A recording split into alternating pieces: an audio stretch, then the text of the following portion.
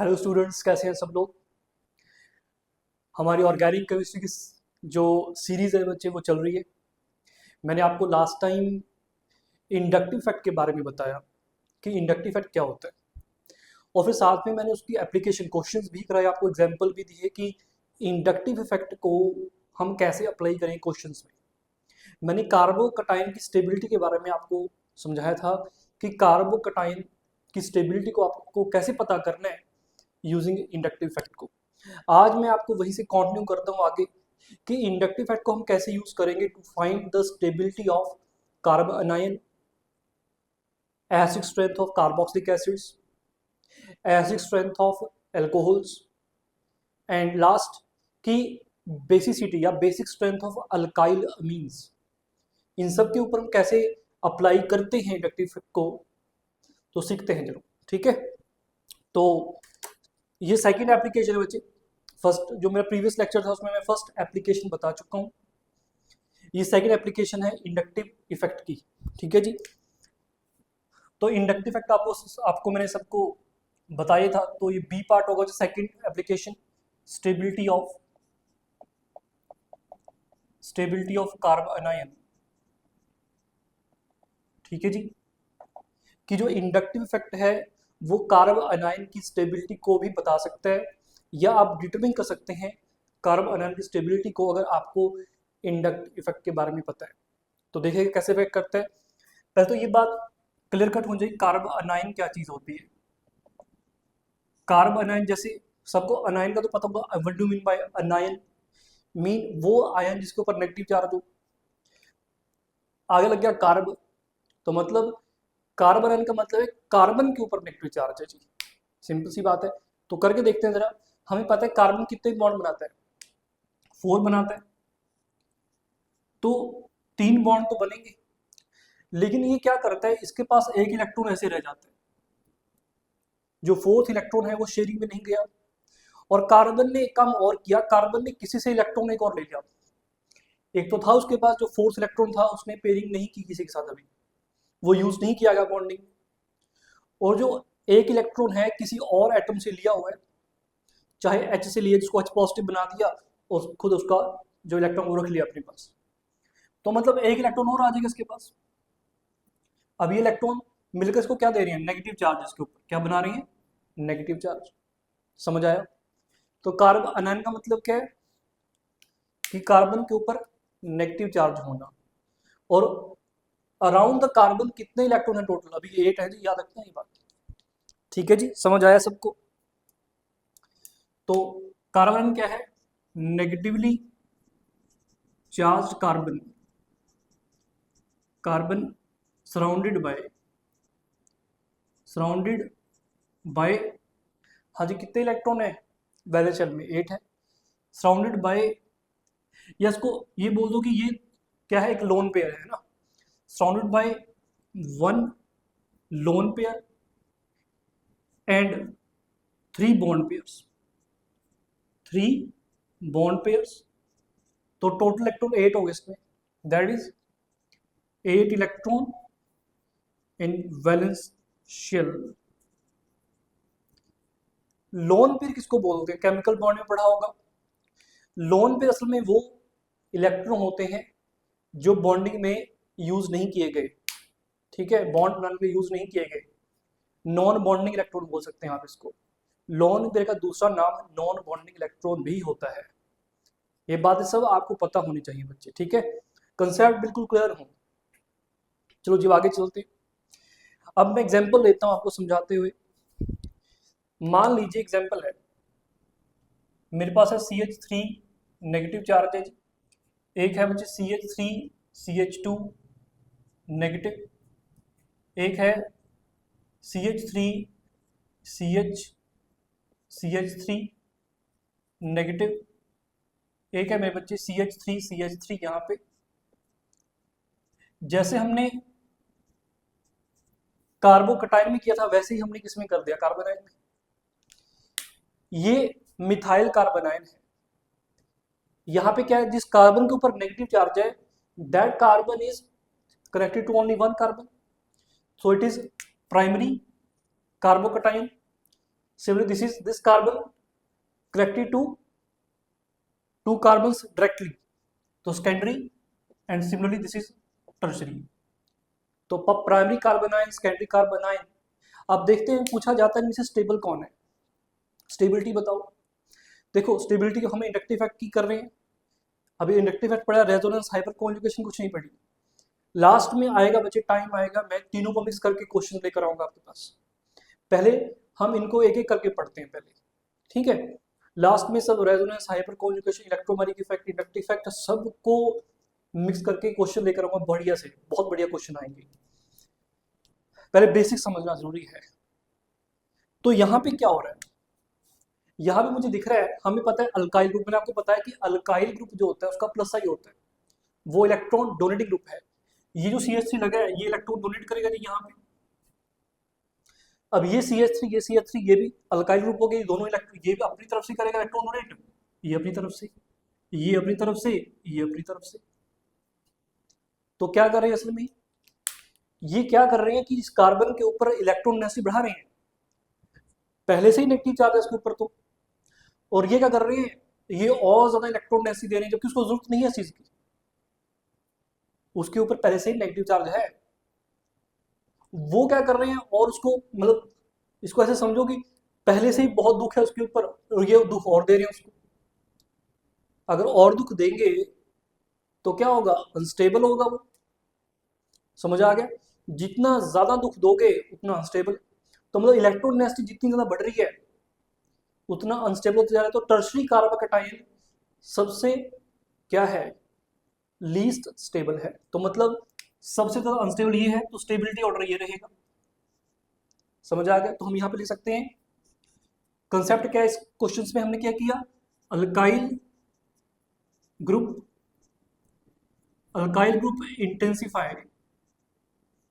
intensify the negative charge.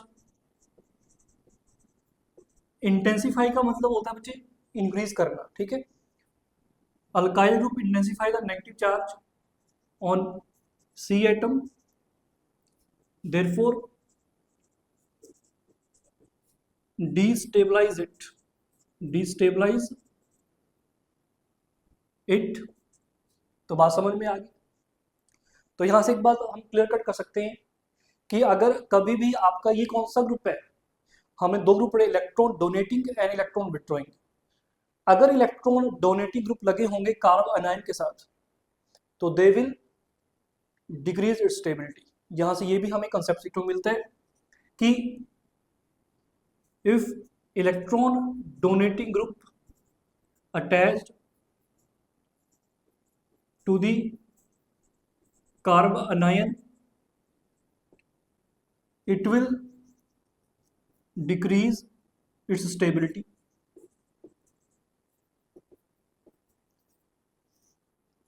ये समझ में आ गया मेरे बच्चे, कंसेप्ट क्लियर हो गया. यहां से हमने दो चीजें पकड़ ली.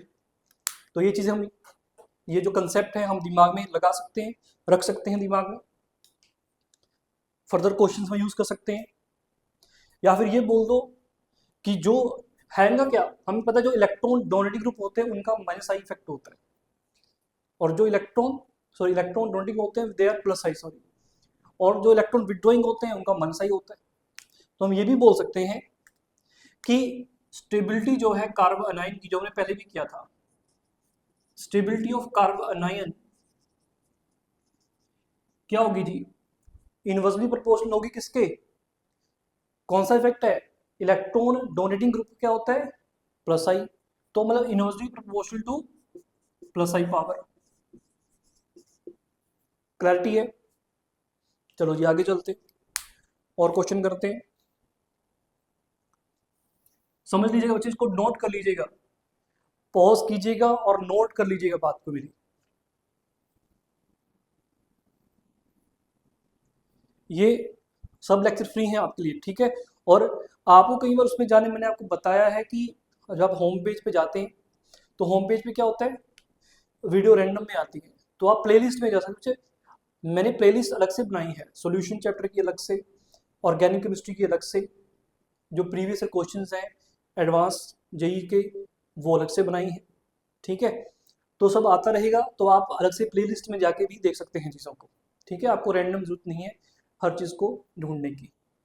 और कई बच्चे कहते हैं कि अगर कईयों की ना क्या होता है कि जो वीडियो है वो ब्लर आ रही होती है, जो वो वीडियो देख रहे होते हैं, तो भाई वीडियो ब्लर नहीं है, ये असल में कोई क्वालिटी का दिक्कत कहाँ पे है, आपकी सेटिंग्स में है, आपके नेटवर्क में है। तो सेटिंग्स में जाइएगा, सेटिंग्स में जाके वहाँ पे जो वीडियो क्वालिटी वो ऑटो पे होती है ना। सेटिंग्स में जाइएगा, वहाँ पे वीडियो क्वालिटी जो है वो ऑटो पे होती है। तो ऑटो से हटा के क्या कीजिएगा, आप उसको क्या कीजिएगा, हाई क्वालिटी कर दीजिएगा, तो आपकी जो वीडियो है ब्लर नहीं आएगी। ठीक है, याद रखिएगा इस बात को। चलो जी आगे चलते हैं। नेक्स्ट एग्जाम्पल लीजिएगा। एग्जाम्पल क्या है मेरे बच्चे, मान लो CH3 नेगेटिव, CH2 नेगेटिव, यहाँ पे मैं Cl लगा देता हूँ। ठीक है, एक और ले लेते हैं CH, Cl, और यहाँ पे भी Cl, ये नेगेटिव चार्ज। यहाँ पे ले लेते हैं Cl, क्लोरीन है बच्चे ये, Cl इज अ क्लोरीन। अब हमें पता है कौन सा ग्रुप क्लोरीन लगे। क्लोरीन कैसा होता है, क्लोरीन का कैसा इफेक्ट होता है, ये इलेक्ट्रॉन डोनेटिंग है या इलेक्ट्रॉन विड्रॉइंग है, बस इतना पता करना है। तो chlorine is more electronegative than the carbon, तो ऑब्वियसली ये क्या होगा बच्चे, इलेक्ट्रॉन विड्रॉइंग ग्रुप होता है, तो इसका माइनस आई इफेक्ट होता है। क्या होता है, माइनस आई। तो ये क्या है, इलेक्ट्रॉन डेंसिटी अपनी तरफ खींचेगा, इलेक्ट्रॉन विड्रॉ करेगा। ठीक है जी, तो हमें पता है जो Cl है इलेक्ट्रॉन विड्रॉइंग ग्रुप है, माइनस आई इफेक्ट होगा, पता कर लिया।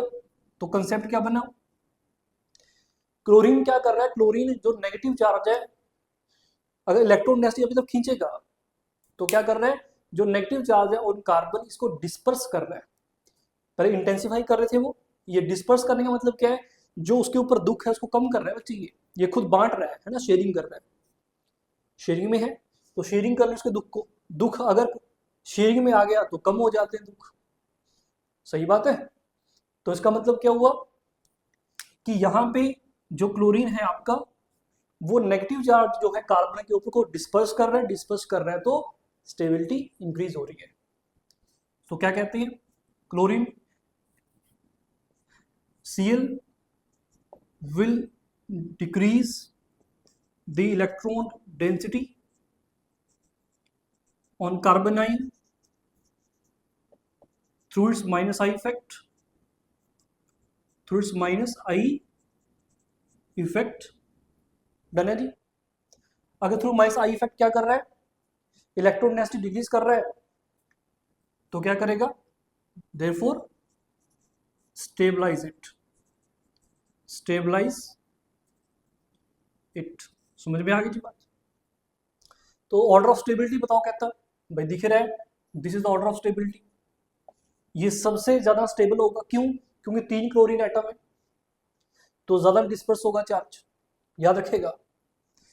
Decrease the electron density on carbon ion through minus I, you can say decrease कर रहे हैं, आपका चार्ज डिस्पर्स कर रहे हैं, ये भी बोल सकते हैं। दैट इज, यहाँ पे लिख भी सकते हैं और करके, that is negative charge on carbon disperse through minus I effect of Cl atom. समझ में आ, कंसेप्ट याद रखना, कंसेप्ट नहीं भूलना आपने। तो stability of carbon अनायन minus effect की क्या हो जाएगी, डायरेक्टली प्रोपोर्शनल हो जाएगी। अगर माइनस इफेक्ट है तो stability of carbon anion is directly proportional to, देखो ये जो स्टेबिलिटी डायरेक्टली प्रोपोर्शनल वगैरह है, रट्टा मत मारना मेरे बच्चे, रट्टाफिकेशन बिल्कुल भी नहीं करती, और ना मैं सिखा रहा हूँ रट्टाफिकेशन, मैं सिखा रहा हूँ कंसेप्ट आपको। ठीक है, कंसेप्ट सिंपल रखना है, जो मैंने आपको ये लिखे हुए हैं करके दिखाया, आपने ये पता करना है कि जो ग्रुप अटैच्ड है, चाहे वो कार्बोकटायन है चाहे कार्बन अनायन है, जो ग्रुप अटैच्ड है उनके साथ उसका नेचर कैसा है, वो इलेक्ट्रॉन डोनेटिंग है या इलेक्ट्रॉन विड्रॉइंग है, बस इतना याद रखना है। उसके बाद मैंने आपको कहा है, अगर कोई भी फैक्टर, अगर हम आगे पढ़ेंगे, चाहे वो रेजोनेंस है, चाहे इंडक्टिव इफेक्ट है, चाहे हाइपर कॉन्जुगेशन है, कुछ भी है, किसी की वजह से अगर चार्ज क्या हो गया, इंटेंसिफाई, तो स्टेबिलिटी कम हो जाएगी। अगर जो आपका चार्ज है वो डिस्पर्स हो गया बाय एनी फैक्टर, तो स्टेबिलिटी इंक्रीज हो जाएगी। इतनी बात याद रखेंगे आप, बस यही आपका फैक्टर है, यही आपका कंसेप्ट है।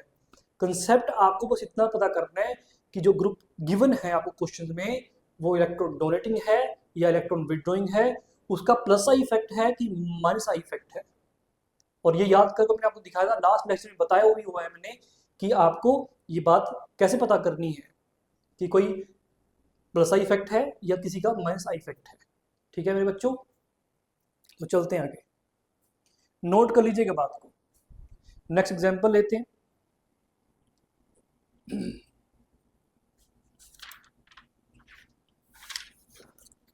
लो जी, नेक्स्ट एग्जांपल आ गया, इसको नोट कर लो, पॉज करके नोट कर लीजिएगा।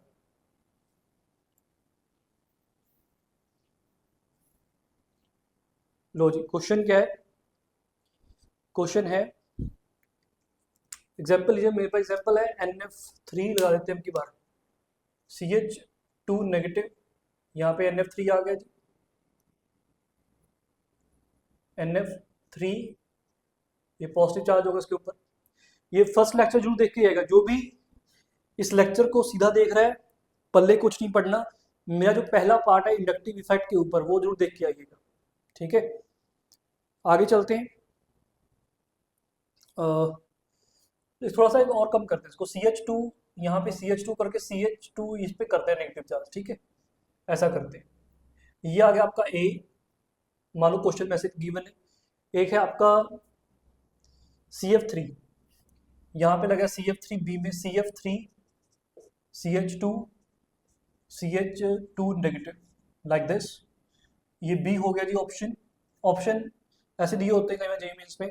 एक और आपको देते हैं CN CH2 CH2 माइनस। वो क्या कह रहा है, वो कहता है कि ऑर्डर ऑफ स्टेबिलिटी बता दो, चाहे इंक्रीजिंग चाहे डिक्रीजिंग, वो आपके ऊपर है। आपको असल में ये बताना है सबसे ज़्यादा स्टेबल कौन है और लीस्ट स्टेबल कौन है। अगर मैं आपको भी कुछ स्पेसिफिक बात कर दूं तो इंक्रीजिंग ऑर्डर बताइएगा स्टेबिलिटी का, इंक्रीजिंग ऑर्डर ऑफ स्टेबिलिटी बताइएगा ज़रा।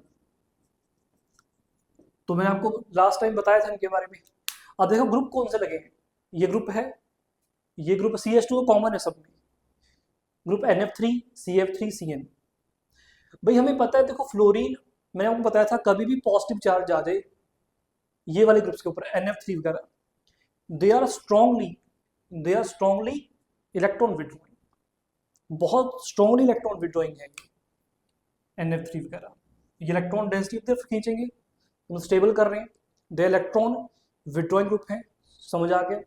CF3 अगेन, अब फ्लोरीन लगा क्लोरीन के साथ, तो फ्लोरीन ज़्यादा इलेक्ट्रोनेगेटिव होता है, तो ये भी अपनी अपनी तरफ इलेक्ट्रॉन डेंसिटी खींचेगा। समझ आ गया था, बताया हुआ मैं सब फर्स्ट लेक्चर में कि CF3 इलेक्ट्रॉन विड्रॉइंग है। अगर नहीं भी पता हो तो दिख ही रहा है अभी, फ्लोरीन ज़्यादा इलेक्ट्रोनेगेटिव होता है, अगर इलेक्ट्रोनेगेटिव ज़्यादा है तो ये अपनी तरफ खींचेगा ना इलेक्ट्रॉन डेंसिटी को। समझ आ गया, इलेक्ट्रॉन विड्रॉइंग है। CN अगेन नाइट्रोजन के साथ लगा, C ट्रिपल बॉन्ड N है ये, this is a C triple bond N। Nitrogen again कैसा है, इलेक्ट्रॉन विड्रॉइंग, तो इलेक्ट्रॉन विड्रॉ होगा ऐसे करके। तो एक बात तो क्लियर कट होगी कि सब के सब क्या कर रहे हैं, स्टेबल कर रहे हैं। अब बात ये आती है कि ज़्यादा स्टेबल कौन कर रहा है, बता सकता है कोई। मैंने लास्ट लेक्चर में आपको जो NF3 है, CF3 है और CN है, इनके बारे में एक ऑर्डर बताया था, और वैसे भी आप पता कर सकते हैं कौन ज़्यादा होगा, वो दिख ही रहा है हमें, है ना। यहाँ पे नाइट्रोजन इलेक्ट्रोनेगेटिव है, फ्लोरीन भी इलेक्ट्रोनेगेटिव है, यहाँ पे कार्बन इलेक्ट्रोनेगेटिव नहीं होता वैसे, फ्लोरीन लगे 3 फ्लोरीन, तो ये भी इलेक्ट्रोनेगेटिव। अगर इन दोनों में कंपेरिजन किया जाए तो ज़्यादा इलेक्ट्रॉन विड्रॉ कौन करेगा, भाई दोनों इलेक्ट्रोनेगेटिव एलिमेंट बैठे हैं, नाइट्रोजन भी फ्लोरीन भी, सो ये ज़्यादा इलेक्ट्रॉन आपका इलेक्ट्रॉन विड्रॉइंग है, इट्स स्ट्रॉन्गली इलेक्ट्रॉन विड्रॉइंग। आप ऐसे बेटर बोल सकते हैं NF3 का जो माइनस आई इफेक्ट होगा वो ज़्यादा होगा एज कम्पेयर CF3। CN के रिस्पेक्ट में सबको पता है जी, नाइट्रोजन लग रहा है ट्रिपल बॉन्ड है, यहाँ पे क्या है, ट्रिपल बॉन्ड है, यहाँ पे 3 फ्लोरीन लगे, तो again CF3 is strongly electron withdrawing as compare to CN। तो ऑर्डर क्या रहा कि इंक्रीजिंग ऑर्डर क्या, A सबसे ज्यादा है, देन B है, देन C है। इलेक्ट्रॉन विड्रॉइंग ग्रुप है बच्चे, माइनस आई इफेक्ट है, इसका भी माइनस आई इफेक्ट है, इसका भी माइनस आई इफेक्ट है, लेकिन इसका माइनस आई सबसे ज्यादा स्ट्रॉन्गली इलेक्ट्रॉन विड्रॉइंग है। आई मैक्स है, इसका आई मिनिमम होगा। अगर तीनों को कंपैरिजन किया जाए तो इसका मॉडरेटली इंटरमीडिएट होगा, बीच में होगा। ये ऑर्डर मैंने आपको बताया हुआ है फर्स्ट लेक्चर में, ठीक है जी। तो आपको वहां पे अप्लाई कैसे करना है ये आपको मैंने बता दिया। अगर आप भूल भी जाए तो मैंने आपको कंसेप्ट बता दिया कि आपको कैसे पता करना है कि NF3 स्ट्रॉन्गली इलेक्ट्रॉन विड्रॉइंग क्यों है CF3 से, या NF3 का माइनस आई क्यों है ज्यादा CF3 से, और CN का लीस्ट क्यों है। समझ आ गई जी। चलो मेरे बच्चों आगे चलते हैं, इसको नोट करने साथ साथ पे नोट करते जाए बच्चे पॉज करके, ठीक है। आगे चलते हैं, next lecture sorry next example लेते हैं अभी एक और क्लैरिटी करते हैं कंसेप्ट में। लास्ट लेक्चर सुनकर आए भी, मैं पहले बोल रहा हूँ, जो यहाँ पे सीधा आ रहा है सीधा मत आए, जो लास्ट लेक्चर है मेरा उसको अच्छे से पढ़कर आए पहले। अगर वो भी ना समझ आए तो आपको याद रखना है, अगर कोई बिगिनर है यहाँ पे, वो मैं जो स्टार्टिंग की थी सीरीज अपनी ऑर्गेनिक सीरीज, उसका फर्स्ट लेक्चर से लेके जो अब तक लेक्चर लगे हैं उन सबको देखे आराम से, तो आपको ज़्यादा क्लैरिटी होगी कि मैं पढ़ा क्या रहा हूँ। रट्टा मारने की जरूरत नहीं पड़ेगी मेरे बच्चों, याद रखना फर्स्ट लेक्चर से स्टार्ट करना, अगर कोई कर रहा है बीच में से ना करे। चलो जी नेक्स्ट एग्जाम्पल,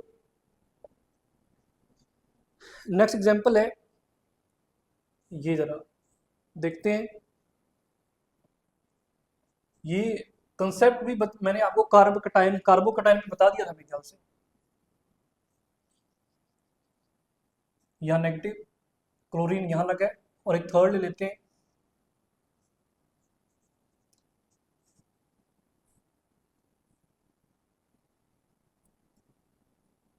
ऐसे लगा। अब देखो क्लोरीन लगा सब में, है ना, तो क्लोरीन इज इलेक्ट्रॉन विड्रॉइंग है, इलेक्ट्रॉन विड्रॉइंग है तो नेगेटिव चार्ज क्या होगा, डिस्पर्स होगा। तो ये बात क्लैरिटी है कि यहाँ भी इलेक्ट्रॉन जो आपका नेगेटिव चार्ज को डिस्पर्स कर रहे हो, तीनों केसेस में यही होगा। लेकिन इफेक्ट कहाँ आ रहा है, इफेक्ट ये आ रहा है डिस्टेंस का। सबसे क्लोज कौन है, ये वाला क्लोरीन, नेक्स्ट क्लोरीन यहाँ पे क्लोज है, सबसे दूर कौन है यहाँ पे। और मैं आपको बताया था कि इंडक्टिव इफेक्ट डिस्टेंस डिपेंडेंट होता है, जितना डिस्टेंस ज्यादा होगा उतना इंडक्टिव इफेक्ट कम होगा, ठीक है जी। तो सबसे ज्यादा स्टेबल ये होगा, फिर ये, फिर ये, ठीक है जी। तो स्टेबिलिटी ऑर्डर इसको ए मान लीजिएगा, बी सी, तो हम कहेंगे A greater than B than C, this is order of stability, order of stability. Concept में क्लियर है जी, कंसेप्ट क्या लगा, कंसेप्ट कैसे हमने यहां पे अप्लाई किया, जो सीखा था कि inductive effect decreases sharply with distance, यही लगाया हमने। वो तो क्लियर कट होगा कि जो क्लोरीन है, यहाँ पे क्लोरीन लगे हैं, they are electron withdrawing group, electron withdrawing है तो क्या करेगा, जो नेगेटिव चार्ज आए यहाँ पे ना, तो नेगेटिव चार्ज डिस्पर्स हो जाएगा, मतलब डिस्पर्स होने का मतलब रिड्यूस हो जाएगा। अगर रिड्यूस हो जाएगा तो स्टेबिलिटी इंक्रीज हो जाएगी, ठीक है जी। समझ आया, आपके टिप्स पे होनी चाहिए बच्ची अब ये बात। चलो जी आगे चलते हैं, इसको नोट कर लीजिएगा मेरे बच्चों। नेक्स्ट एग्जांपल,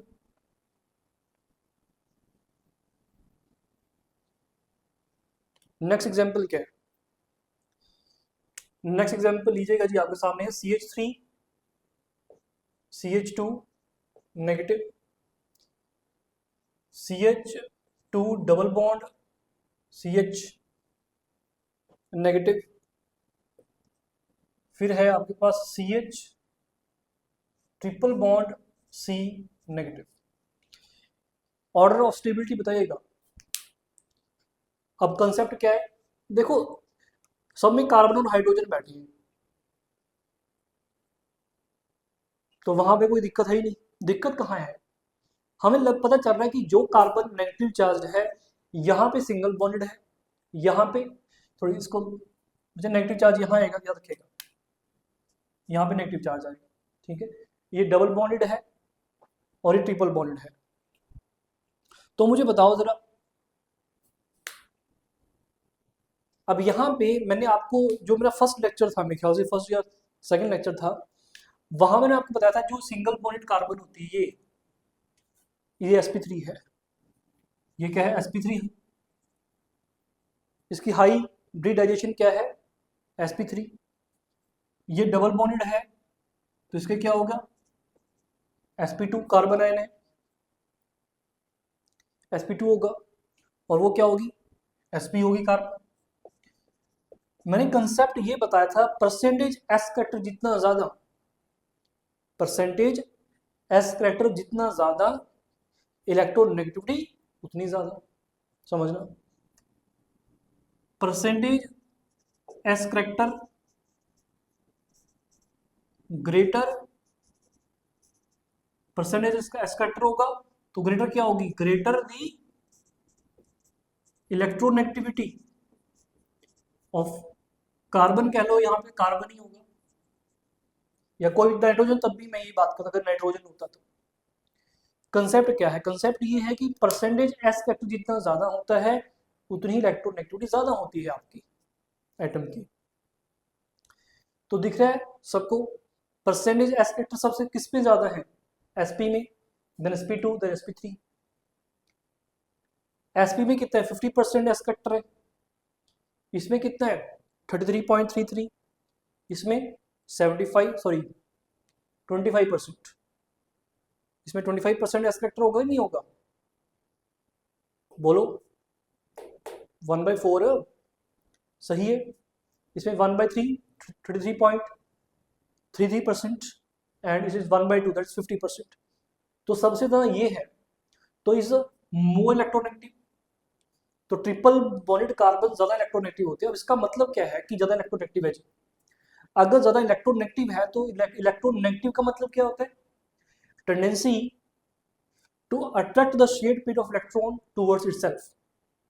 मतलब जो इलेक्ट्रोनेगेटिव एटम होते हैं उनकी टेंडेंसी ज्यादा होती है इलेक्ट्रॉन्स को अपनी तरफ खींचने की।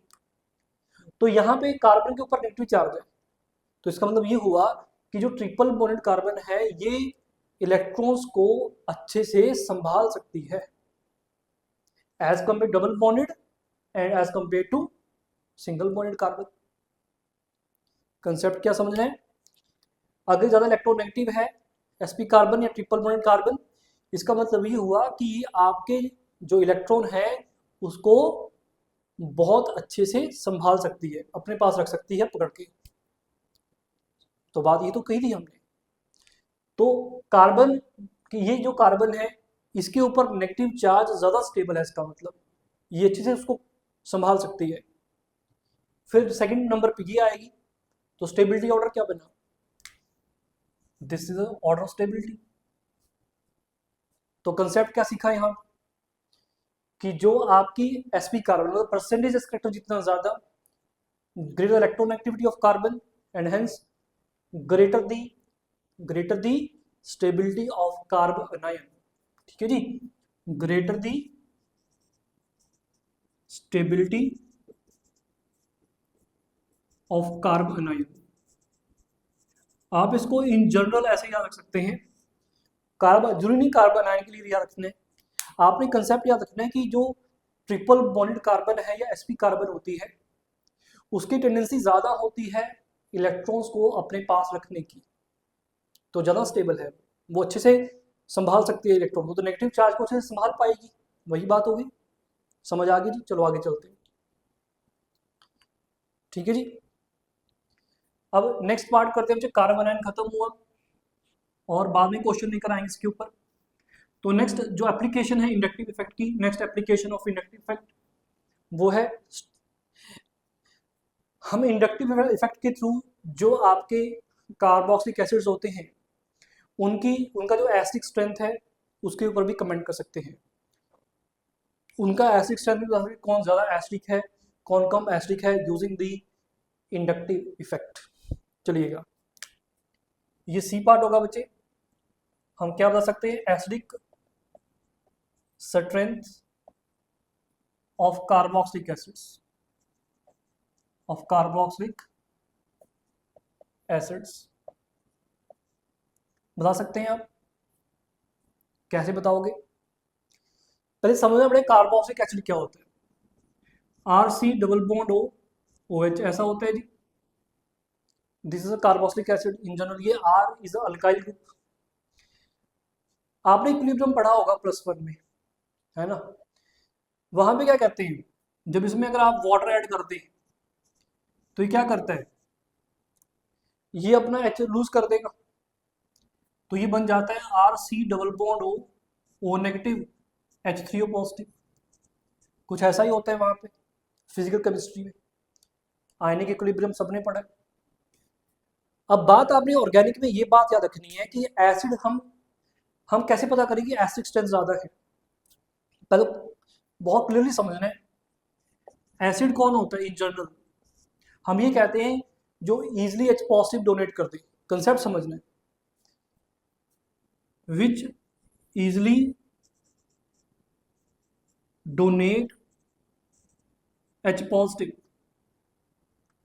इन दी सोल्यूशन, या इन दी सोल्यूशन का आप इन जनरल बोल दो कि जो इजिली डोनेट करते H पॉजिटिव। ठीक है, जितना इजिली H डोनेट पॉजिटिव, जितनी इजिली कोई भी आपका जो सब्सटेंस है, इन जनरल सब्सटेंस है, वो जितनी इजिली H पॉजिटिव डोनेट करता है वो उतना ही स्ट्रॉन्ग एसिड बनता है। ठीक है, which easily donate H positive. ठीक है, याद रखें concept, stronger the acid,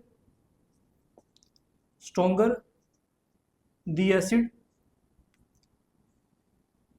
easy it will donate, easily it will donate H positive. Concept इतना है। ठीक है, अब आप कहेंगे सर हमें पता क्या करना है, हमें ये पता करना है कि कितनी इजीली H पॉजिटिव दिया जा सकता है। अगर कोई सब्सटेंस है, अगर हम बात कर रहे हैं कार्बोक्सिलिक एसिड की, तो जो ये वाला H है ऑब्वियसली जो ऑक्सीजन के साथ इलेक्ट्रोनेगेटिव एलिमेंट के साथ होना चाहिए, तो कितनी इजीली ये जो H पॉजिटिव है ये बाहर निकल सकता है, कितनी इजीली। अगर आपने ये पता कर लिया तो उसकी एसिड स्ट्रेंथ बता सकते हैं आप। तो चलिएगा देखते हैं कंसेप्ट क्या है।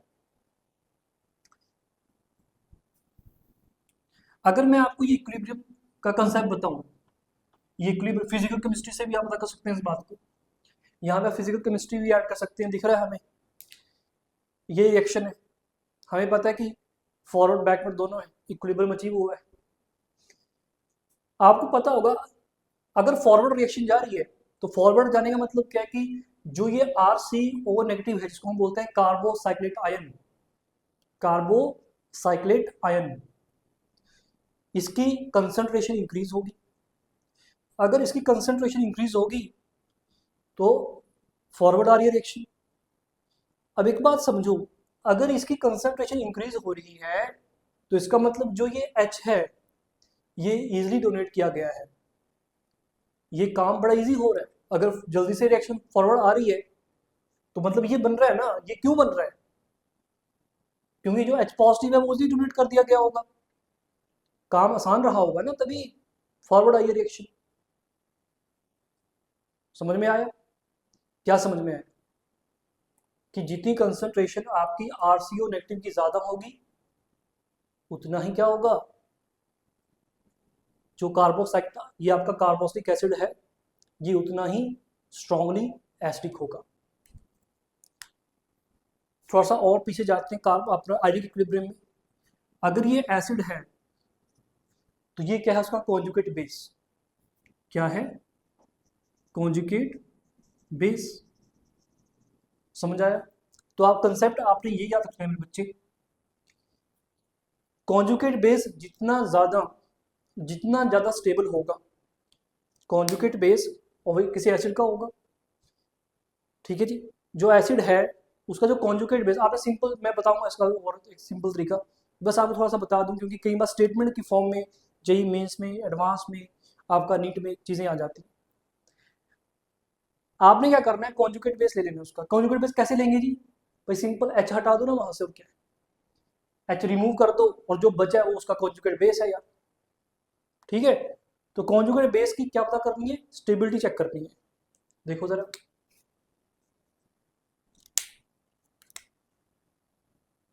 To find how, yes, to find the strength, of an acid, check the stability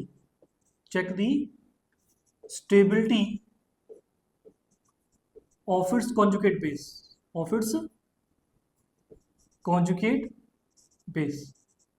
सीधा करते हैं, स्टेबिलिटी चेक कर लो जी, एच हटाओ, जो भी चीज आएगी उसकी स्टेबिलिटी चेक करो। तो चलो करते हैं, चलो ये लो जी, मैं इन जनरल ले रहा हूँ, यहाँ पे कॉन्जुगेट यही दिखा रहे हैं। इंडक्टिव फैक्ट, सिर्फ इंडक्टिव फैक्ट पे चलेंगे, अभी रेजोनेंस वगैरह कुछ नहीं पढ़ाया मैंने, ठीक है। तो R C double bond O, O negative, ऐसे है। अभी जो आर है, ये जो करेक्ट हुआ है, अगर ये अल्काइल ग्रुप होगा, हम वैसे अल्काइल ग्रुप ही होगा, टोटल कार्बन चेन होगी तरफ, कंप्लीटली कार्बन चेन। तो अल्काइल ग्रुप का क्या होता है जी, कौन सा इफेक्ट होता है, प्लस आई या माइनस आई, प्लस आई होता है, इलेक्ट्रॉन डोनेटिंग है। तो बात सिंपल है, इलेक्ट्रॉन डोनेट करेगा जी, तो अगर इलेक्ट्रॉन डोनेट करेगा तो क्या होगा, negative charge on the oxygen will intensify होगा, तो स्टेबिलिटी डिक्रीज कर देगी। समझ आ गया, स्टेबिलिटी डिक्रीज, तो मतलब जो कॉरस्पॉन्डिंग एसिड है वो वीक एसिड है। समझ में आया, क्लैरिटी है जी। चलो अब क्वेश्चन करके दिखाता हूं इसके ऊपर, इसको नोट कर लो एक बार, कंसेप्ट नहीं भूलना जी, करना क्या हमने, वो नहीं भूलना कि ये कंसेप्ट है आपका, इसको नोट कर लो एक बार।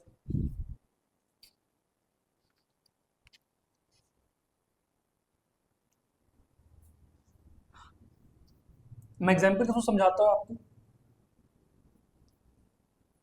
देखो बिल्कुल सिंपल चल रहे हैं, कोई रेक्टिफिकेशन नहीं। अगर मान लो ये C double bond O negative है, C double bond O negative, ये जो आर है कार्बन चेन होगी, लेकिन हो सकता है कार्बन चेन में कोई दूसरे एलिमेंट, सॉरी दूसरे एटम लगे हों या ग्रुप ऑफ एटम लगे हों, ये भी तो हो सकता है। तो इन जनरल हम जो भी ये आर है इसका चेक करेंगे, इसका प्लस आई है कि माइनस आई है। तो इन जनरल आप बोल दो, अगर ये ई डब्ल्यू जी हुआ, इलेक्ट्रॉन विड्रॉइंग ग्रुप हुआ, दूसरी तरफ हो सकता है कि यहाँ पे इलेक्ट्रॉन डोनेटिंग लगा हो, ठीक है। तो अगर इलेक्ट्रॉन विड्रॉइंग ग्रुप लगा होगा इसके साथ, और यहाँ पे इलेक्ट्रॉन डोनेटिंग, इलेक्ट्रॉन विड्रॉइंग का मतलब इलेक्ट्रॉन विड्रॉ किए जाएंगे जी ऐसे, तो यहाँ पे क्या होगा, इलेक्ट्रॉन विड्रॉइंग ग्रुप क्या करेगा, negative charge disperse the negative charge on oxygen atom, disperse करेगा तो क्या होगा, stability increase, so increases it's stability. अगर स्टेबिलिटी इंक्रीज होगी, जो कॉरस्पॉन्डिंग एसिड होगा, जब यहाँ पे एच लग जाएगा, जो कॉरस्पॉन्डिंग एसिड बनेगा इससे वो ज्यादा एसिडिक होगा, so increases stability, as a result corresponding या follow, as a result increases the acidic strength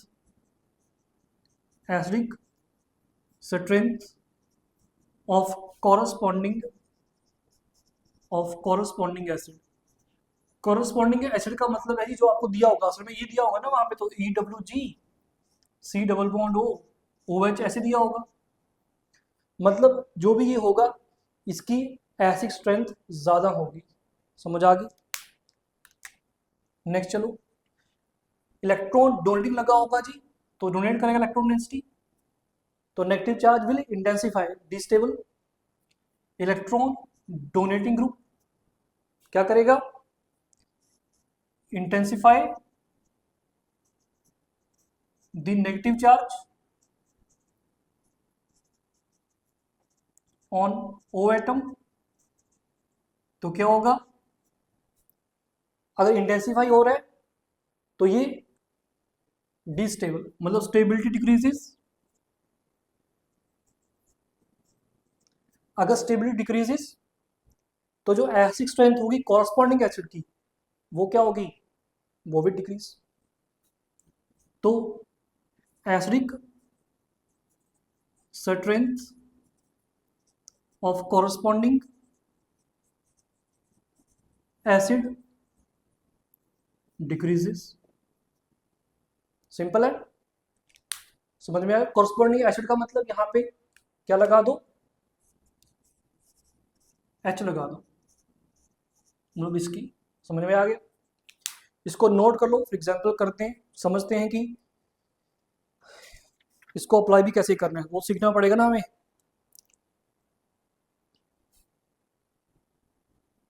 इसको नोट पॉज करके नोट कर लो मेरे बच्चों, मैं आगे इसको रफ करने जा रहा हूँ।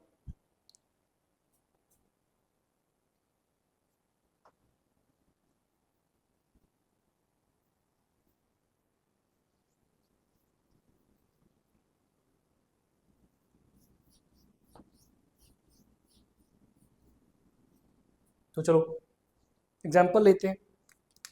एग्जाम्पल ये है जी, HC डबल बॉन्ड OH, एक ये है, एक है आपके पास CH3 CH2 C double bond OH, और एक है बच्चा आपके पास CH3 C double bond OH।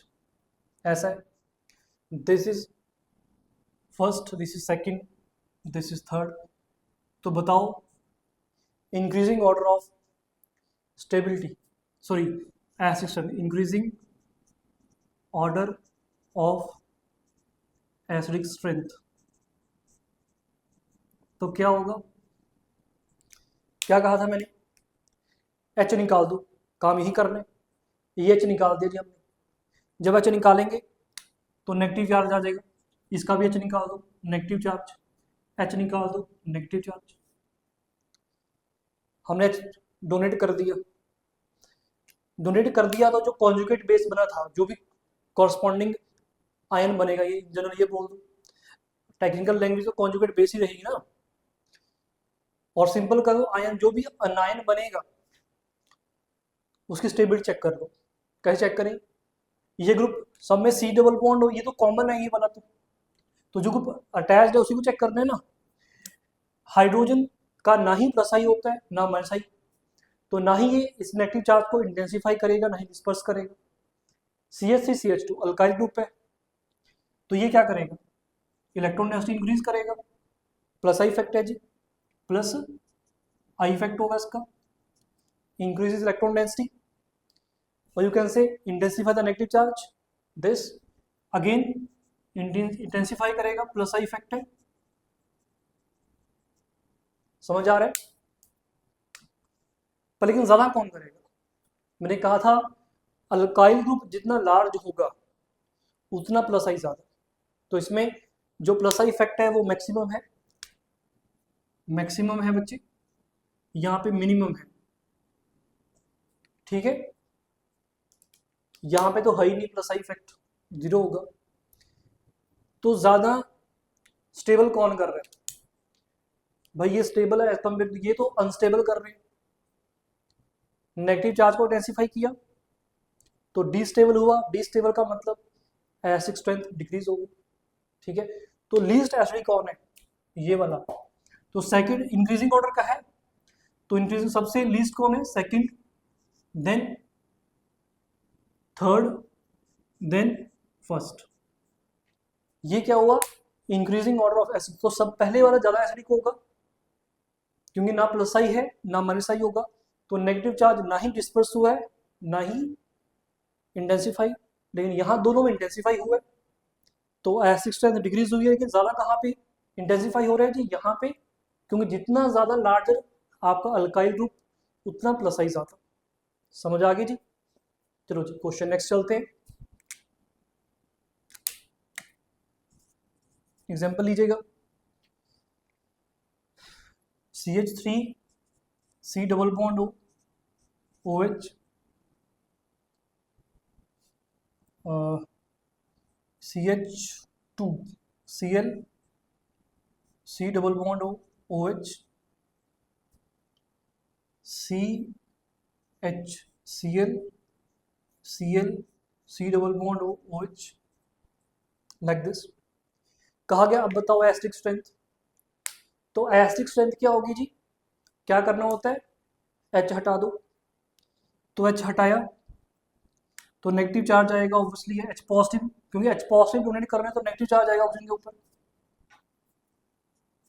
आ गया, अब स्टेबिलिटी चेक कर लो। कहा गया कैसे करें भाई, जो ग्रुप अटैच्ड है प्लस आई देखो माइनस आई कुछ भी देखो उसका क्या इफेक्ट हो रहा है।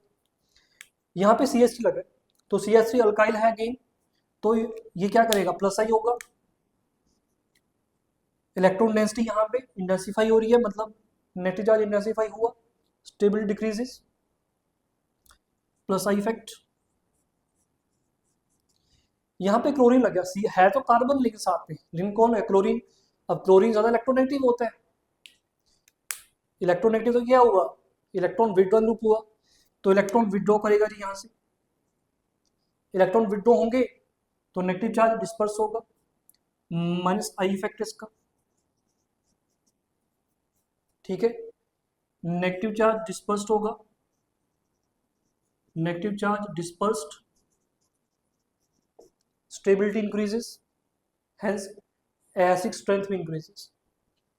यहाँ पे दो, यहाँ पे एक क्लोरीन था यहाँ पे दो हो गए, तो दो हो गए तो आपका जो माइनस आई होगा वो ज्यादा हो जाएगा, माइनस इफेक्ट यहाँ मैक्सिमम हो जाएगा, मैक्सिमम क्यों, क्योंकि दो क्लोरीन है, यहाँ पे सिर्फ एक था, तो यहाँ पे भी नेगेटिव चार्ज डिस्पर्स्ड होगा, नेगेटिव चार्ज डिस्पर्स्ड, डिस्पर्स होगा मेरे बच्चे, तो stability increases and hence acidic strength भी इंक्रीजेस।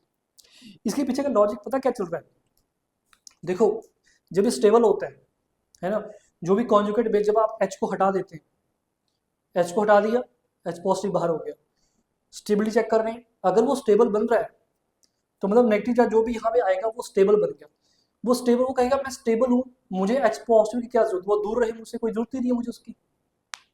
समझना बात को, आप ऐसे समझ सकते हैं इस बात को, वो ये कहेगा कि मैं तो क्या हूँ, H पॉजिटिव चला भी गया ना मैं तब भी स्टेबल हूँ, तो क्या हुआ H पॉजिटिव चला भी गया का मतलब क्या है कि H पॉजिटिव इजिली डोनेट कर दिया जी, जाए वो जहां मर्जी, इजिली डोनेट हो गया ना, तो क्या होगा ज्यादा एसिडिक स्ट्रेंथ होगी मेरे बच्चों। डन है जी बात, कंसेप्ट अप्लाई करके अच्छे से आपको आना चाहिए, कंसेप्ट को कैसे अप्लाई करना है बच्चे, बिल्कुल सिंपल शब्दों में, ठीक है। तो एसिडिक स्ट्रेंथ किसकी ज्यादा, अगर आप इसको कहें A B this is C, तो C की ज्यादा देन B की देन A की, this is order of increasing acidic strength.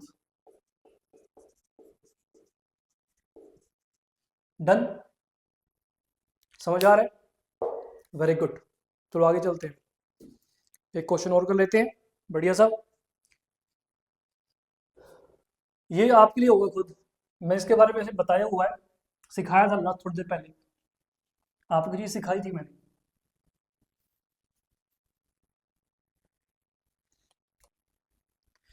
Example लीजिएगा,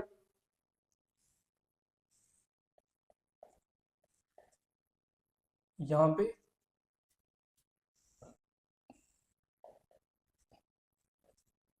ये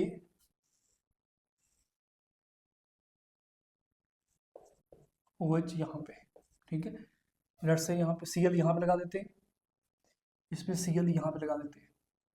तो अगेन वही बात, यहाँ पे भी क्लोरीन है, यहाँ पे भी क्लोरीन है, यहाँ पे भी क्लोरीन है, H निकाल दो इसका।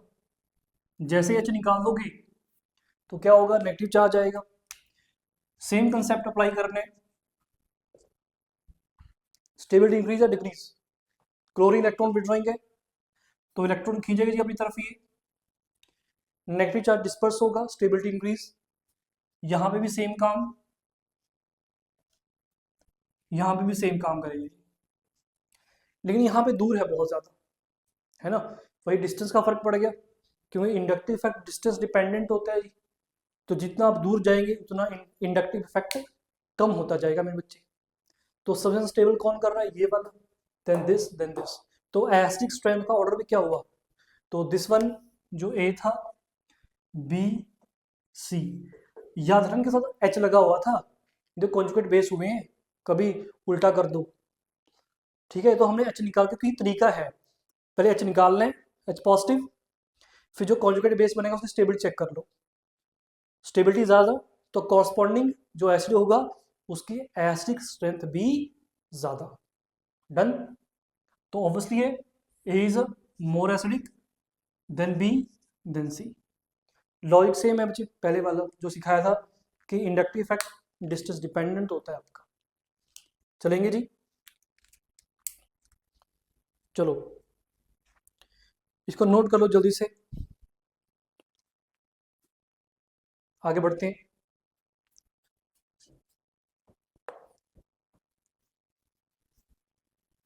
आगे होगा, अब देखो हम अल्कोहल जो होते हैं उनकी एसिडिक स्ट्रेंथ भी चेक कर सकते हैं, उनको भी बता सकते हैं कौन सा एसिडिक है कौन कम एसिडिक है, ठीक है।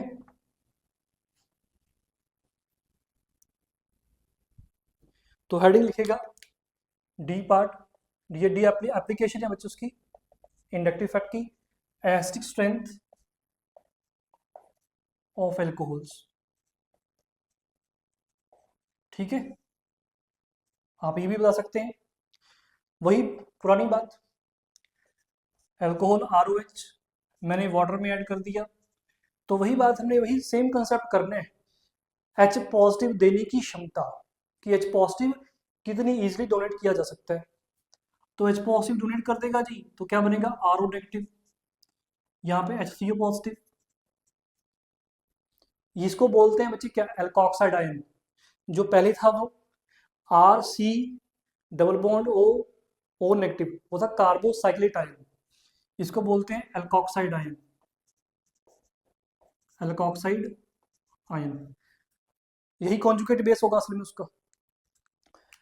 तो काम सिंपल वही, H रिमूव करो, जो आपके पास अनायन बनेगा या कॉन्जुगेट बेस बनेगा उसकी स्टेबिलिटी चेक कर लो, अगर वो स्टेबल है तो जो कॉरस्पॉन्डिंग एसिड होगा it will be more acidic, ज़्यादा एसिडिक स्ट्रेंथ होगी, कंसेप्ट सेम है, ठीक है जी। कंसेप्ट क्या है दोबारा लिख भी देता हूँ एक बार, और कोई दिक्कत है, remove H positive, H positive remove किया, check stability of corresponding conjugate base, conjugate base अगर ज़्यादा स्टेबल हुआ, ठीक है, स्टेबल चेक करनी है, या फिर स्टेबल, अगर स्टेबल आ रहा है या किसी भी स्टेबिलिटी इंक्रीज कर रही है, स्टेबल तो मतलब मोर एसिडिक होगा, more acidic the corresponding acid, corresponding acid. Done है, सेम कंसेप्ट। तो चलो क्वेश्चन कर लेते हैं। देखो इक्विलिब्रियम में वही है, जितना फॉरवर्ड रिएक्शन जाएगी उतना आर नेगेटिव बनेगा, ज़्यादा आर नेगेटिव बनने का मतलब है कि H पॉजिटिव को इजीली डोनेट किया जा रहा है, ठीक है। मैं इक्विलिब्रियम कांस्टेंट के साथ इसको लगा सकते हैं आप, इक्विलिब्रियम कांस्टेंट के साथ अगर आपको रिलेट करना है, इक्विलिब्रियम कांस्टेंट सबको पता होगा, इक्विलिब्रियम कांस्टेंट रिएक्शन कैसे लिखते हैं, concentration of reactant, sorry, product upon concentration of reactant, ऐसे लिखोगे ना, concentration of RO negative, concentration of HCO positive divide by concentration of ROH। Water की तो नहीं ले सकते ना, उसको यूनिटी माना जाता है। मैं मान के चलता हूँ आपने अब इक्विलिब्रियम आता है, तो अगेन वही बात हुई, कंसंट्रेशन जितनी RO नेगेटिव की ज्यादा होगी, इक्विलिब्रियम कांस्टेंट उतना ज्यादा, और उतनी ही रिएक्शन फॉरवर्ड है।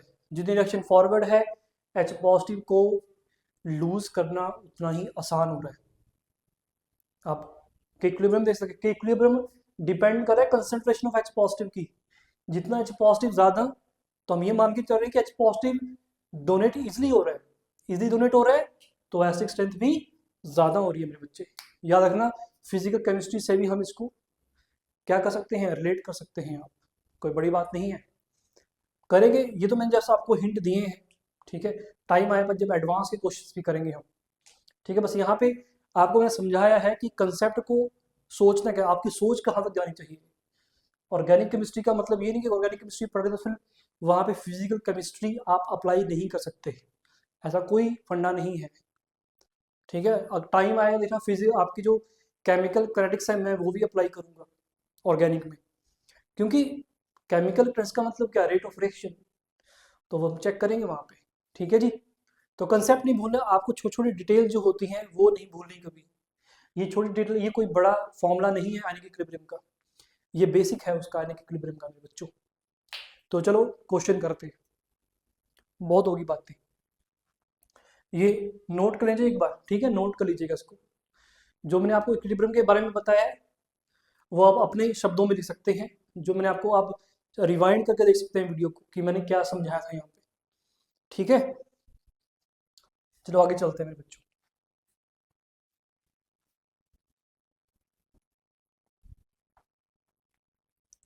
क्वेश्चन करता हूँ, एग्जाम्पल लेते हैं, एग्जाम्पल है जी, देखो बजा एग्जाम्पल क्या है, पहले छोटा सा एग्जाम्पल लेते हैं, CH3OH, फिर एक लेते हैं CH3CH2OH,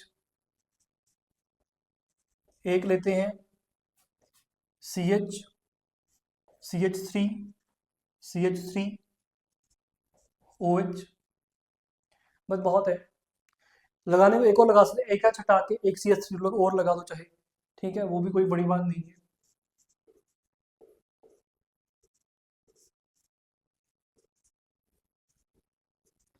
स्टेबिलिटी कहता है इनकी एसिडिक स्ट्रेंथ बताओ, कौन ज़्यादा एसिडिक होगा इनमें से।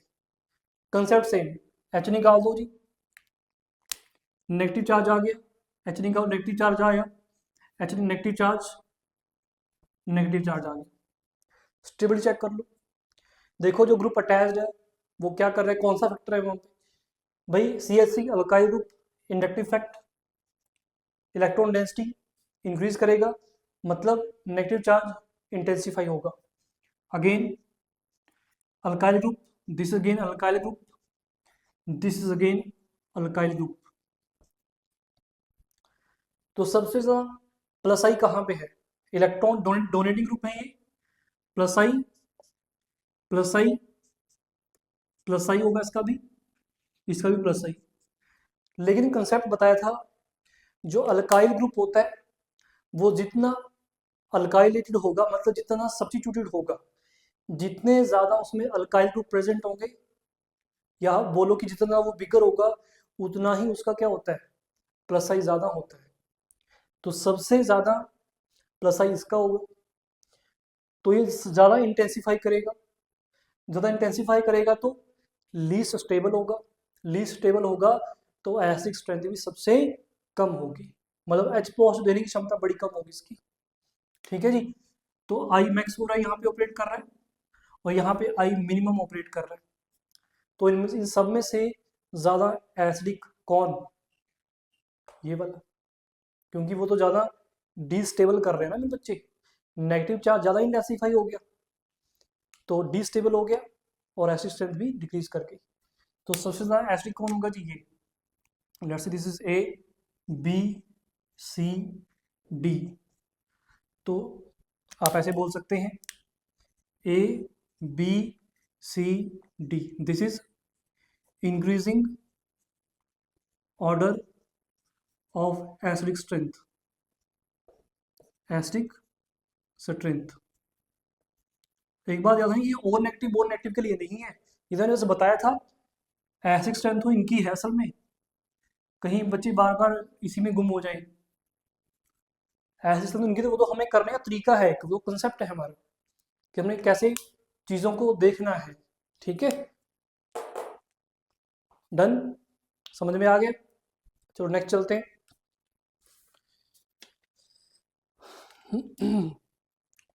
इसको नोट कर लो मेरे बच्चे, पॉज करके नोट कर लीजिएगा। नेक्स्ट एग्जांपल, नेक्स्ट एग्जांपल जो है वो है मेरे पास, लीजिएगा CH2OH, यहाँ पे NO2 लगा देते हैं। फिर मान लीजिएगा मेरे पास है CH2OH, मैं यहाँ पे Cn लगा देता हूँ, Cn, ठीक है। फिर CH2OH, यहाँ पे लगा देते हैं Cl, क्लोरीन, बस बहुत है मेरे ख्याल से। चलो एक और लगा देते हैं CH3CH2OH, ठीक है, इतने हैं ABCD। अगेन वही बात पूछेगा, इनकी एसिडिक स्ट्रेंथ बताओ, इंक्रीजिंग ऑर्डर या डिक्रीजिंग ऑर्डर। करना क्या है, सेम वही, H निकालो पहले, नेगेटिव चार्ज आ गया जी, नेगेटिव चार्ज आ गया, नेगेटिव चार्ज आ गया, नेगेटिव चार्ज आ गया। ग्रुप पहचानो, NO2 इलेक्ट्रॉन विड्रॉइंग है तो इलेक्ट्रॉन विड्रॉ करेगा। Cn अगेन इलेक्ट्रॉन विड्रॉइंग है, इलेक्ट्रॉन विड्रॉ करेगा। क्लोरीन इलेक्ट्रॉन विड्रॉइंग है। CH3 इलेक्ट्रॉन डोनेटिंग होगा, ये इलेक्ट्रॉन डोनेट करेंगे। तो एक बात तो क्लियर कट हुई, ये इलेक्ट्रॉन डोनेटिंग है तो negative charge intensify, stability decreases, और क्या होगा, एसिडिक स्ट्रेंथ भी डिक्रीज। तो सबसे लीस्ट एसिडिक ये होगा, लीस्ट एसिडिक। इन तीनों में क्या है, ये नेगेटिव चार्ज को क्या कर रहे हैं, डिस्पर्स कर रहे हैं। नेगेटिव चार्ज डिस्पर्स हो रहा है तो क्या हो रहा है, स्टेबिलिटी इंक्रीज, तो एसिडिक स्ट्रेंथ भी इंक्रीज कर रही है आपकी। समझ पा रहे हैं। लेकिन आपको ये पता करेगा स्ट्रॉन्गली इलेक्ट्रॉन विड्रॉइंग कौन है, स्ट्रॉन्गेस्ट माइनसाइड किसका है, तीनों में से। NO2 Cn मैंने बताया था, NO2 का होता है जी, NO2 का माइनस आई सबसे ज्यादा, माइनस आई मैक्सिमम होगा। देन Cn का होता है, देन Cl का होता है। Minus I effect again minus I होगा लेकिन मिनिमम होगा, इसमें प्लस आई आ रहा है जी, प्लस आई इफेक्ट, तो डिस्टेबल होगा सबसे ज्यादा, लीस्ट एसिडिक। तो सबसे ज्यादा एसिडिक कौन, ये, फिर ये तो मिनिमम कर ही रहा है, तो मॉडरेटली हो गया, तो सबसे ज्यादा स्टेबल ये कर रहा है, फिर ये उससे स्टेबल करेगा, उसे कम स्टेबल ये डिस्टेबल, तो एसिडिक स्ट्रेंथ का ऑर्डर ये हो गया आपका। समझ आ गया जी। तो this is order of increasing acidic strength. समझ पाए,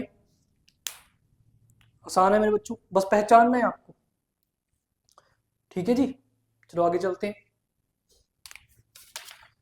भूला नहीं, आसान है बच्चे, मेरे साथ रहना, जो मैं पढ़ा रहा हूँ बस वो पढ़ना, वही समझना है। क्वेश्चन जहां मर्जी से आए, जेईई मेंस, नीट, एडवांस, जहां मर्जी से आए, क्वेश्चन रुकेगा नहीं आपका।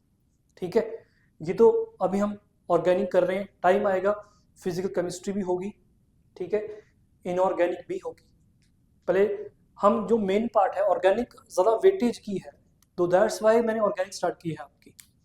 ऑर्गेनिक की वेटेज बहुत ज़्यादा है आपके, चाहे बोर्ड एग्जाम हो +2 के, चाहे आपका जेईई मेंस हो, जेईई एडवांस हो, नीट हो, तो इसकी वेटेज ज़्यादा है। तो दैट्स वाई मैंने आपकी ऑर्गेनिक केमिस्ट्री से स्टार्ट कर दी पूरी सीरीज। अब पूरी फ्री होगी जहाँ तक हो सकता है, जितने चैप्टर हैं मैं सबको इसी वे में लेकर आऊँगा आपके लिए। बस साथ में जुड़े रहना, चैनल को सब्सक्राइब कर लीजिएगा, पहले बोल रहा हूँ कहीं मिस ना हो जाए आपसे कुछ, और वीडियो को लाइक भी कीजिए जी, और कमेंट कीजिए कि हाँ सर कोई डाउट्स हो पूछ सकते हैं आप। ठीक है। चलो आगे चलते हैं मेरे बच्चे, एग्जाम्पल लेते हैं ज़रा।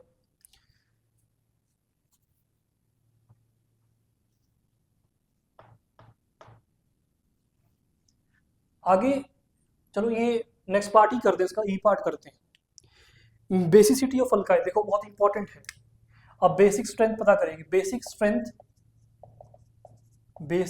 Strength of alkyl amines nomenclature पढ़ा चुका हूं मैं। अल्काइल का मतलब कार्बन चेन कहा, कौन सी कार्बन चेन? कार्बन चेन तो ओपन भी होती है क्लोज भी होती है, तो अल्काइल का मतलब क्लोज है, एलिफेटिक है जी, ओपन कार्बन चेन। और अमीन का मतलब NH2 ग्रुप। समझ में आ गया? तो हम किसकी बेसिक स्ट्रेंथ पढ़ने जा रहे हैं असल में? RNH2 की। ये बच्चे आपकी अमीन है बेसिक स्ट्रेंथ। अब इसकी बेसिसिटी कैसे, कई बार इसको बेसिसिटी भी कहा जाता है। बेसिक स्ट्रेंथ को बेसिसिटी और एसिडिक स्ट्रेंथ को एसिडिटी भी कहा जाता है। ठीक है, तो कंसेप्ट क्या है? बेस का क्या कंसेप्ट है? जैसे एसिड का मैंने बताया था कि H पॉजिटिव निकाल के देख लेना है कि जो कॉन्जुगेट बेस बन रहा है उसके बाद जो भी आपका अनायन बन रहा है उसकी स्टेबिलिटी चेक करनी है। तो बेस में क्या कंसेप्ट? बेस वो होता है बच्चे जो इलेक्ट्रॉन पेयर को डोनेट कर दे। कैसे? इजिली। जितनी इजिली इलेक्ट्रॉन पेयर डोनेट होगा उतना ही ज़्यादा बेसिक स्ट्रेंथ होगी। कंसेप्ट सिंपल है। कंसेप्ट क्या है? कंसेप्ट है जितनी इजिली डोनेट होगा कौन? आपके लोन पेयर। नाइट्रोजन से अल्काइल अमीनो, नाइट्रोजन के पास ही लोन पेयर कार्बन तो देने वाली होते, उसके पास तो होते नहीं है, तो सब बॉन्डिंग स्टेट में होंगे। कंसेप्ट क्या है?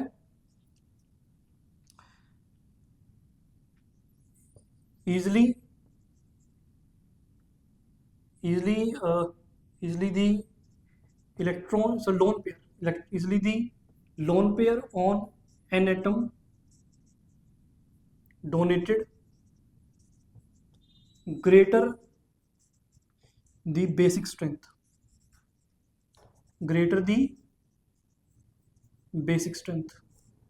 कंसेप्ट नहीं बोलना, मतलब नाइट्रोजन जो एटम है वो कितनी इजिली अपने इलेक्ट्रॉन, जो ये लोन पेयर है उसको कितनी इजिली डोनेट कर देता है, तो वो उतना ही ज़्यादा बेसिक स्ट्रेंथ हो जाएगी आपके, वो भी जो अल्काइल अमीन होगा।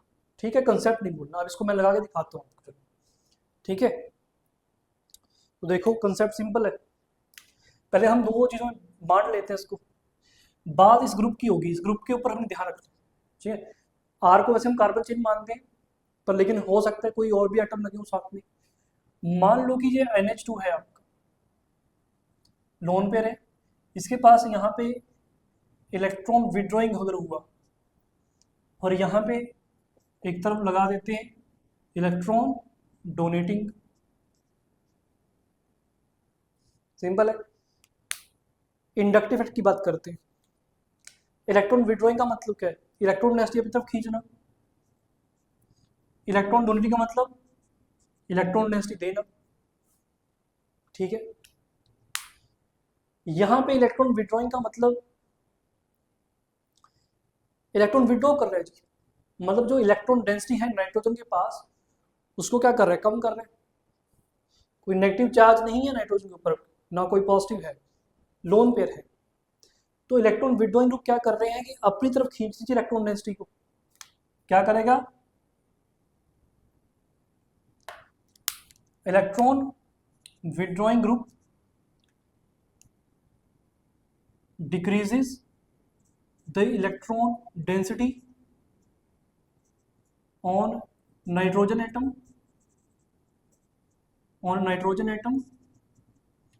अगर इलेक्ट्रॉन डेंसिटी डिक्रीज होगी तो क्या नाइट्रोजन अपने लोन पेयर को डोनेट कर पाएगा? इजिली नहीं कर पाएगा, क्योंकि आप इलेक्ट्रॉन डेंसिटी कम कर रहे हैं उसके ऊपर से, तो वो इजिली जो ये लोन पेयर होंगे they not be easily available for the protonation. समझ में आ गया? Electron withdrawing group decreases the electron density of nitrogen atom as a result lone pair on an atom will not be easily available for protonation. Protonation मतलब easily वो दे नहीं सकता, ठीक है जी, याद रखिएगा। As a result lone pair of nitro N lone pair of atom, अरे विल नॉट बी, यहाँ विल नॉट आएगा जी, will not be easily available for protonation, ठीक है। तो क्या होगा इसकी वजह से, दिस इंप्लाई बेसिक स्ट्रेंथ क्या कर जाएगी जी, बेसिक स्ट्रेंथ डिक्रीज कर जाएगी। कंसेप्ट क्लियर हो गया। यहां पे उल्टा हो जाएगा, electron donating group increases the electron density, increases the electron density on nitrogen atom. As a result, lone pair on an atom will be easily available for protonation, ठीक है जी। कंसेप्ट क्लियर रखना है आपने। कंसेप्ट क्या बताया, electron withdrawing क्या करेंगे, इलेक्ट्रॉन विड्रॉ करेंगे, इलेक्ट्रॉन डेंसिटी कम, तो लोन पेयर जो होंगे वो आपके क्या होंगे, दे विल बी थोड़ा डिफिकल्टी से अवेलेबल होंगे ना, they will be less available for the protonation, तो basic strength decreases. But in case of electron donating group, तो they will increase the electron density on the nitrogen atom, and hence क्या होगा, lone pair will be easily available for the protonation. Done है, concept याद रखना है बच्चे। चलो जी, समझ में आ गया, नोट कर लीजिएगा इस बात को, हम अप्लाई करके देखते हैं। अप्लाई करते हैं कंसेप्ट को।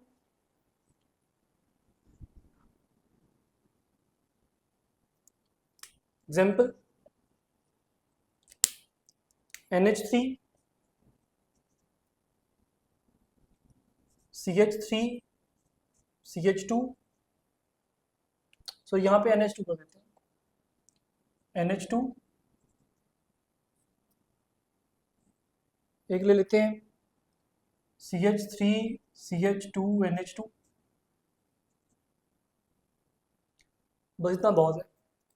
और देखो यहाँ पे नाइट्रोजन के पास लोन पेयर है, यहाँ पे भी है, यहाँ पे भी है, यहाँ पे भी है, जो साथ में ग्रुप लगा है वो बताइए क्या होगा। क्या ये जो CH3 होता है इसका प्लस आई होता है बच्चे, इलेक्ट्रॉन डेंसिटी देगा।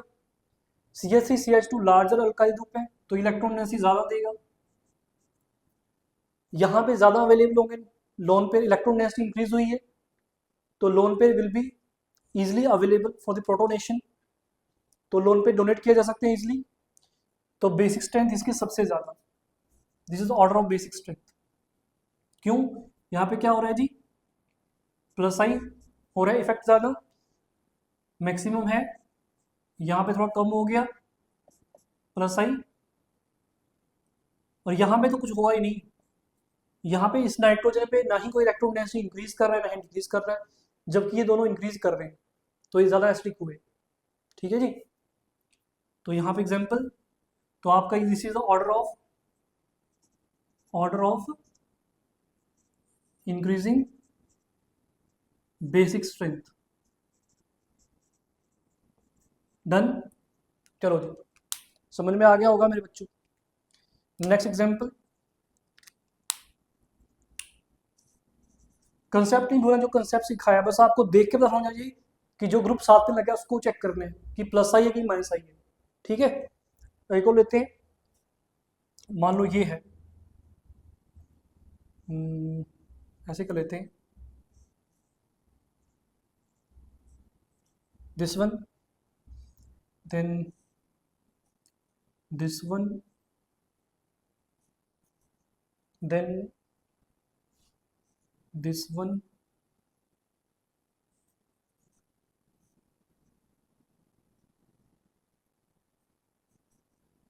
ठीक है, then एक और ले लेते हैं यार, यही ले लेते हैं, 6 मेंबर रिंग ले लेते हैं।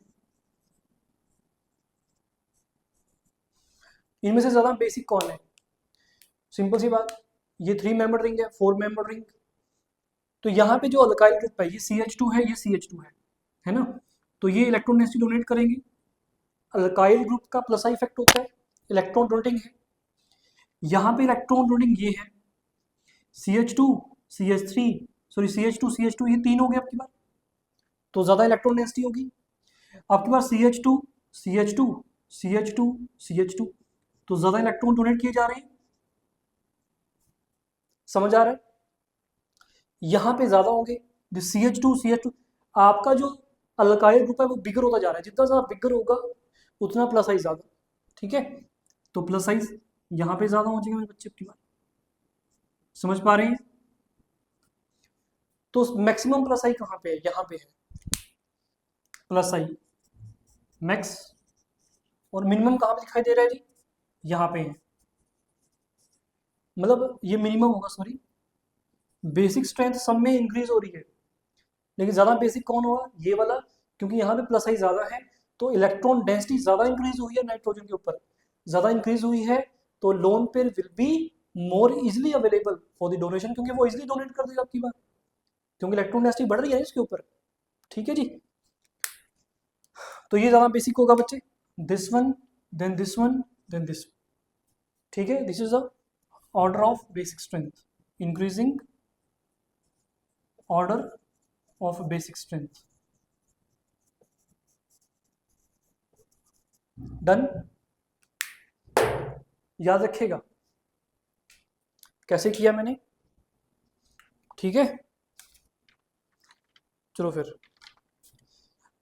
जब नेक्स्ट टाइम मैं आऊँगा, आज लिए काफ़ी है, नेक्स्ट टाइम मैं आऊँगा, मैं इसके ऊपर आपको 2 दिन क्वेश्चन दूंगा, देखूंगा आपको आते कि नहीं आते। स्टार्टिंग यहीं से करेंगे, ठीक है? इंडक्टिव इफेक्ट जो है मेरे बच्चे, इसकी जो स्टेबिलिटी बता दी मैंने आपको, एप्लीकेशन बता दी आपको। जो नेक्स्ट टाइम होगा बहुत इंपॉर्टेंट है, मेसोमेरिक इफेक्ट एंड रेजोनेंस, ठीक है? वो मैं आपके लिए लेकर आऊँगा, समझेंगे इलेक्ट्रोमेरिक इफेक्ट क्या होता है, रेजोनेंस क्या होती है, उसके बारे में पढ़ेंगे, बहुत इंपॉर्टेंट कंसेप्ट हैं आपके, ठीक है? तो मिलते हैं।